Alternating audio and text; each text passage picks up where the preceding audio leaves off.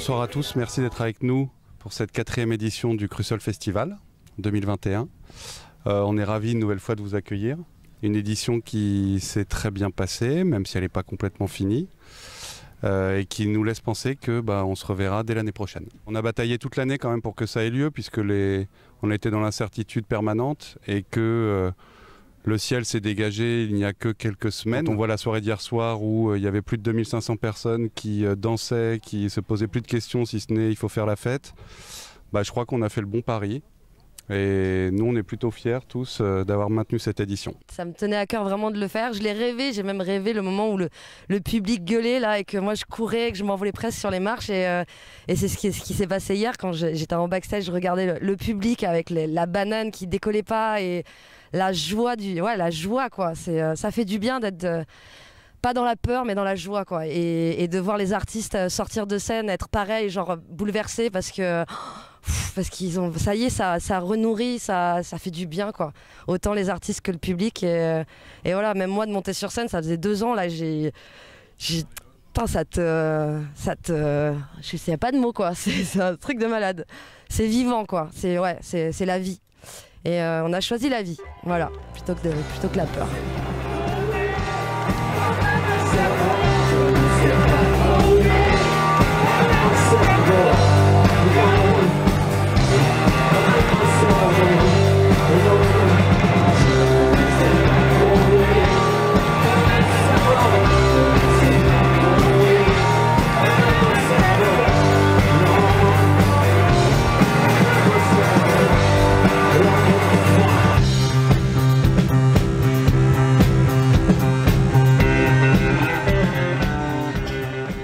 Chers téléspectateurs de Mistral Télé, bonjour. Je suis avec Mathias Malzieu de Dionysos, avec les autres membres du groupe. Voilà, merci d'être avec nous aujourd'hui à Crucial Festival. Avec grand plaisir. Bon, vous allez bien déjà? Tout se passe bien? La santé? Bah oui, c'est super. On est heureux de pouvoir refouler les scènes avec du public et tout. Et puis c'est vrai qu'en plus, là, dans ce cadre incroyable, c'est marrant parce que j'ai l'impression à la fois d'être chez moi et en même temps pas du tout. Parce qu'en même temps on est dans une dynamique de concert, donc, mais en même temps la maison elle est pas loin, puis Crucial quand j'étais petit j'y venais, et en même temps ce qu'ils en ont fait là, le site pour un concert, c'est vraiment un des plus beaux endroits de France pour faire des concerts. C'est pas par chauvinisme que je le dis, c'est vraiment parce que le site est incroyable quoi, vraiment. Donc vous étiez invité l'année dernière je crois, c'est ça, hein, ouais. Vous n'avez pas pu pour cause de Covid, on le sait. Voilà. Cette année ça va être la bonne. Ouais. Et qu'est-ce que vous nous préparez alors pour cette soirée? Vous revenez, j'imagine, avec d'anciens albums, des nouveautés? Alors des coquillettes, des nuggets, des grenadines, beaucoup. Oui, en fait, on a un nouvel album qui est un petit peu sorti au pire des moments, à savoir juste avant la crise. Donc on en joue quand même une bonne petite partie. Et puis ensuite, on joue des plus anciens, même certains très anciens, et qu'on revisite. Dans la foulée un peu de ce qu'on avait fait il y a 2 ans. C'était particulier, il y a 2 ans du coup on avait fait à Luna dans la région, il y a 2 ans. Et nous on n'avait pas fait de festival debout comme ça depuis très longtemps. Donc on a regoûté à cette énergie un peu brute et c'était génial, et du coup l'album et tout, enfin on se dirigeait vers un set un peu comme ça, et aujourd'hui finalement on a l'impression de recoudre une bobine de film qui s'était arrêtée d'un coup, et hop on reconnecte là depuis 2 concerts, et c'est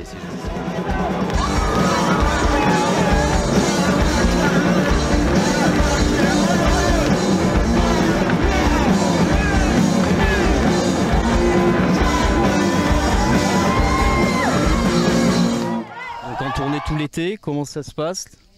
Vous voulez parler peut-être un petit peu? Bah oui, on tournait tout l'été, on a un joli mois de juillet, un joli mois d'août, et puis des dates au mois de septembre aussi, puisque c'est les dates de la tournée qui ont été reportées, donc on espère qu'on pourra les faire cette fois-ci. Et voilà, et donc comme dit Mathias, heureux de retrouver cette ambiance, même si les conditions sont parfois un petit peu particulières, il y a le pass sanitaire, etc. Mais c'est quand même on a l'impression de revivre un petit peu quoi. Et puis le public vous attendez, enfin je crois que vous n'êtes pas revenu dans la région depuis 2016, c'est ça, pour vos 20 ans? 2013. Ah pardon, 2013. 2013 les 20 ans. Et d'ailleurs, on était venu en 2016 aussi, mais au théâtre Belle Image. On était au théâtre Belle Image en 2016. Ouais. Mais après, ouais, c'est 2013 la dernière fois. D'ailleurs, c'est quasiment le dernier concert vraiment debout en festival, on peut dire quoi, version festival quoi. Ouais, tout à fait. Donc voilà. Et au niveau des projets, alors Mathias, comment ça se présente? Bah, y en a plein. Il y a des romans encore, des films peut-être? Bah, c'est vrai qu'on n'a tellement pas pu récolter les graines qu'on avait semées avec le groupe, avec la tournée, l'album et le film, que dans ce mal pour un bien du confinement, bah, on a tous préparé des choses. Il y a Babette qui va sortir un album l'année prochaine. Moi j'ai un album duo aussi que je vais sortir, un truc vraiment complètement différent, une comédie musicale avec un orchestre symphonique, tout ça. Et puis j'ai un roman qui sort en janvier qui me tient particulièrement à cœur parce que c'est l'histoire de mon papa dans la Deuxième Guerre mondiale, qui après avoir perdu sa mère va traverser la ligne de démarcation caché dans une charrette de foin alors qu'il était tout petit. Et après il va vivre en zone occupée, caché dans un bunker de la ligne Maginot. Donc je raconte cette histoire et en même temps je la romance également. Et avec le groupe, on commence déjà à viser les 30 ans. Parce qu'il y aura les 30 ans du groupe dans 2 ans. Et il y aura un nouvel album, on ne sait pas encore exactement la couleur qu'il aura, même s'il commence à y avoir des idées et des recherches qui sont en place. Mais ce qui est sûr en tout cas, c'est que pour les 30 ans, on va essayer de fêter ça dignement. Alors évidemment qu'on reviendra à Valence, forcément, mais on va essayer de vraiment faire quelque chose on va essayer de le célébrer.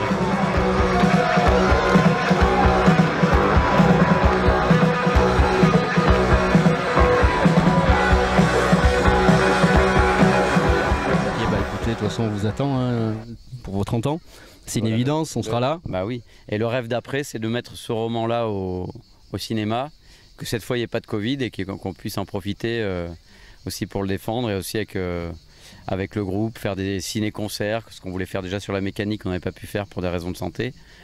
Et là, Une sirène à Paris, il y a eu le Covid. J'espère que la prochaine fois que j'arrive à faire un long métrage, on pourra vraiment le vivre ici et même un petit peu aller voyager. Tout ça, c'est un peu le but de vivre des expériences aussi, quoi. Est-ce que c'est toujours diffusé d'ailleurs dans les salles de cinéma? Non, il est sorti en mars dernier, 3 jours. Après, il est un petit peu ressorti en juin. Il a fait sa petite vie honnête, hein, vu le contexte, il s'en est pas trop mal sorti. Et là, par contre, là, il vient de sortir au Québec. Il est sorti dans quelques pays, donc c'est toujours émouvant quand même de recevoir un petit peu des messages un petit peu loin de chez nous, quoi. Mais évidemment, ça reste une déception à l'échelle de ce qu'on espérait vivre, sans prétention de succès, mais espérer vivre l'expérience. Parce qu'en plus, Jack et la mécanique du cœur, moi je suis rentré en chambre stérile le jour où il est sorti. Donc ce film, de faire un film, un livre, un disque, c'était aussi un petit peu une revanche, une façon de rattraper le temps. Et malheureusement, il y a eu un deuxième bad beat de poker avec le Covid. Donc il faut être humble avec ça. On n'était pas les seuls touchés, on est tous logés à la même enseigne.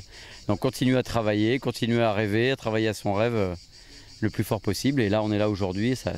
C'est une partie du rêve qui recommence à fleurir un petit peu. Voilà, faites-nous rêver ce soir.